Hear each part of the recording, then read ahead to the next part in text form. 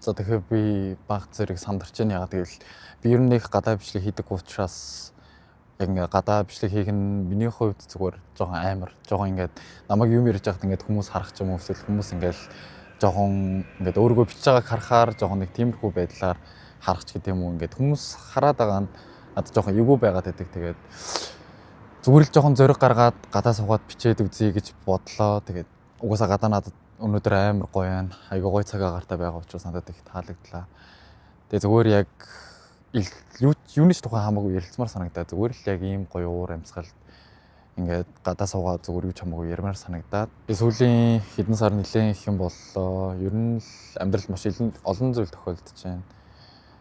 Тэгээд зүгээр сүүлийн сар 2 сар гарan би зүгээр ажиллалсан. Миний бие одоо амар өвдөж байгаа. Би ингээд жимдэж явж чадахгүй байна. Яг ингээд гар мараа дэш ингээд өрхөхөөр ингээд мөр өвддөг ч юм уу, нуруу ингээд булчин чангараа төвшөөд ингээд айгүй хэцүү байгаа. Тэг ямар ч гэсэн хэдэн сар ажиллаад бүх зардал төлбөрөө төлснөхийн дараа би ингээд мөнгөгүй болчлоо. Тэг зүгээр баг мөнгөгүй гуйлах ч байх гэж хэдэн сарын турш амар их ядартлаа ажилласан юм шиг, бие гинтээсэн юм шиг айгүй сонио санагдчихээн. Тэг ямар ч гэсэн өнөөдөр сургууль дээр очиод ингээд хичээл номдоо суугаад ингээд үзлээ. Яг үнэхээр би сурдаг билүү гэж яг үндэ бодсон шүү дээ өнөөдөр. Яг ингээд хэдэн сар ажиллаж байгаад очисон чинь би нэрээ оюутан билүү. Би чинь нэрээ юм сурах гэж энд хурж ирлээ. Би чинь нэрээ л хичээл хийх гэж хурж ирлээ. Толгоондоо юм хийх гэж ирсэн шүү дээ гэл. Айгу тийм буцаад нэг тийм оюутан насаа бусч мэдэрчин гэх юм уу. Яг нэг хэдхэн хоногийн өмнө би яг ингээд би том хүн бие даасан өөрийнхөө амьдралыг авч явах хэрэгтэй гэсэн нүдээр ингээ харж исэн бол яг одоо өнөөдөр зүгээр ингээд би ч нэрээ оюутан штэ, би нэрээ сурах гэж ирж байгаа штэ, би ч нэрээ ингээд гоё амьдралд суралцаад ингээд толгоондоо юм хийгээд ингээд чадахгүй зүйлээ суралцаад явах. Тэгээ энэ хорвол дээр миний мэдхгүй маш олон зүйл байгаа штэ гэдгийг өнөөдөр дахин нэг удаа бодлоо. Тэгээ буцаад яг оюутныхаа амьдралтаа ирсэн юм шиг санагдаж байгаа болохоор аюу гоё байна. Тэг хичнээн яг оюутан нас дээр мөнгө байхгүй ч гэсэндээ нэг зүйл нь надад бас тодорхой хэмжээний цаг хугацаа гэдэг зүйл байгаандаа гэдэгтээ бас баяртай байна. Нэг бодлын ажил дээр ч гэсэндээ ингээд хөгшин ч юм уу гэр бүлээд хижээгээд явж байгаа хүмүүс байгаа.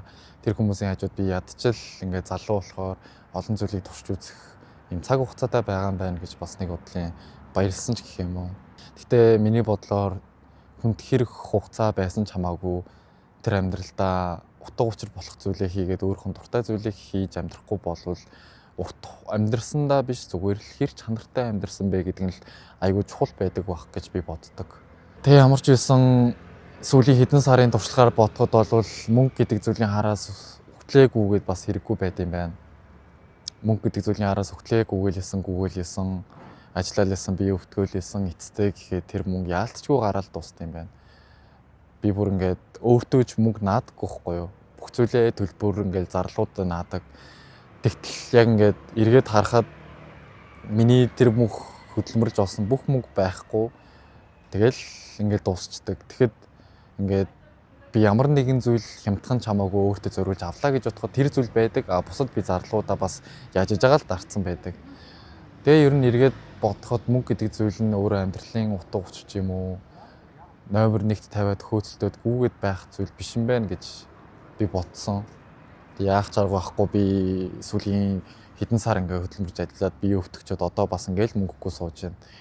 Тэгэхээр чин яг ингээд дараа нь мөнгөчгүй ядарсан биетэй үлдсэний дараа яг миний хийх зүйл юу юм бэ? Яг би юу хийх ёстой юм бэ? Яг юуны төлөө явж байгаа юм бэ те? Яг дуртай зүйлийнхаа төлөө яваад түүнийх нь бонуснд нь мөнгө гэдэг зүйлийг олж авах юм бол тэр үнэхээр гоё амьдрал ах. Тэрнээс биш яг зөвхөн мөнгөний төлөө ингээд хичээгээд ажиллана гэдэг бол миний хувьд бол оргуу хоосон зүйлийн төлөө хөөцлөд байгаа юм шиг санагдаж байна. Тэгээ би яг өөртөө энэ ногоон хүүдийг авсан. Тэгээд хичнээн би өөртөө мөнгө зардаггүй болохоор энэ мөнгөөр зүгээр хадгалаад ингээд тэ зарлагуудаа өгөхгүйд ч мөнгө явж исэн бол тэр мөнгө яаж иж байгаа л гарчиж байгаа. Тэгэхэд би ингээд ногоон хүүдийг авлаа гэж бодоход би эндээ амар дуртай байгаа. Би энийгээ өмсөн хайрлан тэ ингээд явж байгаа. Гэхдээ би яаж иж байгаа дараа нь тэр зарлуудаа яаж иж байгаа л төлжил таараа. Тэгэхээр зур жоохон ч болоо өөртөө бас хүн мөнгө үрж өөрийнхөө дуртай зүйлдээ мөнгө үрж тэр сайхан мэдрэмжүүдийг гэсэндээ мэдэрч өөрийгөө шагнах хэрэгтэй юм шиг санагдсан байхгүй юу. Тэр ерөөдөө болвол солонгосын амьдрал бол нэг иймэрхүү л байна. Нэг онц зүйл байхгүй завтай үедээ ажил хийн. Тэгэл буцаал хичээл орно, хичээлдээ явна. Тэг өдөржингөө хичээл суугаад аль болох хичээлээс шахад сонгоод үлдсэн өдрүүдэд ажиллахыг бодоод тэг нэг иймэрхүү санагдчихээн да. Ямар ч үсэн солонгосын амьдрал миний анх ирээд бодсон шиг тийм ч сайхан зүйл бол байгаагүй.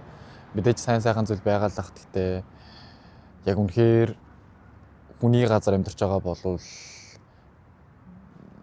юу гэдэг нь за мөнгөний проблемгүй ч юм уу мөнгөнд санаа зовхгүй байсан бол магадгүй арай гой санагдчих магадгүй бах. Гэтэ мөнгөнд санаа зовхгүй амьдрна гэж угаасаа байхгүй учраас мөнгөө болохын тулд амжиргаагаа залгуулахын тулд ингээл ажиллахаас өөр аргагүй болчихж байгаа байхгүй. Тэгээ яг би сүүлийн үед анзаарах нэ burnout гэдэг зүйл байгаа шүү дээ. Яг ингээд хүн burnout болоод бүх зүйлд ингээд бууж өгөөд юу ч хийх хүсэлгүй болоод ингээд ерөөдөө болвол өөрийгөө маш урт хугацаанд ингээд хүчлээд хийсний эцэс зүйлээ тэр зүйлээсээ залхаад хийх урам зориггүй болоо зүгээр л бүх зүйлийг оролтгоо болоод ер нь бол ингээд унтрах гэх юм уу да тий. Тэгээ би яг burnout-ын талаар ярилцъя гэж аягүй их бодож байгаа. Тэгээд зүгээр хальтхан дуртахад надад ч гэсэндээ burnout гэдэг зүйл тохиолдоод байх шиг байна. Яг нэг югмэр чинь зүгээр яг хийдэг зүйлсүүдээс уйтаад ч гэх юм уу хиймээргүй санагдаад өөрийгөө ч огт хүчилж хиймээр санагдахгүй бүр толгооноосоо хийн гэсэн бодлуудаа авч хаяад ч юм уу те.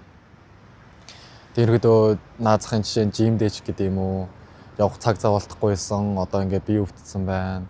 Тэг бие өвдсөн дээр очиж хүчлээд ингээд төмөр өргөвөл бүр муутах гэдэг юм шиг санагдаж байгаа болохоор жоохон өөрхөн биеийг ачааллуулахгүйгээр амраа гэж бодож байгаа. Тэгтэл яг өмнө жил байсан шиг нэг тийм амар хичээж зүтгээ дэглэн бариад ингээд явъя гэсэн нэг тийм хүсэл багассан юм шиг идэх буураад байгаа юм шиг тийм юуч оролтойч гэдэг юм уу сайжруулъя гэсэн бодлогоогоор нэг тийм яваад байгаа юм шиг. Тэгээ ирээдүйн хувьд ч гэсэндээ би яг нэг асуултанд үнэхээр хариулж чадхаа байсан байлээ. Хүмүүс асуудаг чи жилийн дараа өөрийгөө ямархуу байна гэж бодож байна. 5 жилийн дараа, 10 жилийн дараа чи өөрийгөө яг ямархуу байдлаар төсөөлж байна. Тэгээ би яг энэ төсөөллийг аягүй хийдэг байсан. Би 5 жилийн дараа гэхэд ийм юмтай болцсон байна, тийм юмтай болцсон байна, тийм зүйл хийсэн байна гэд. Одоо надад ямар ч тийм төсөөл байхаа болчих. Яагаад гэдгийг би сайн мэдэхгүй. Гэтэ зүгээр л надад 5 жилийн дараах би үнэхээр төсөөлөгдөхгүй байна. Би ямар ч байж болох байх. Магадгүй зүгээр өөрийнхөө урмыг хугалмааргүй байгаа юм шиг. 5 жилийн дараа өөрийгөө яаж ч өөрчлөгдөж юу ч туулахыг мэдэхгүй байгаа учраас өмнө нь тэгж амар хүлээлт үүсгэж төсөөлмөргүй санагдаад байгаа гэх юм уу. Тэгээ би айгүй хин асуултнаас цогцдог болсон байлээ. Магадгүй 5 жилийн дараа ямар хүүхэн болох вэ гэдгээ бодоогүй ч юм уу. Нэг бодсон зүйл алга гингууд нэг бодлын зориггүй мэт санагдчихэж магадгүй.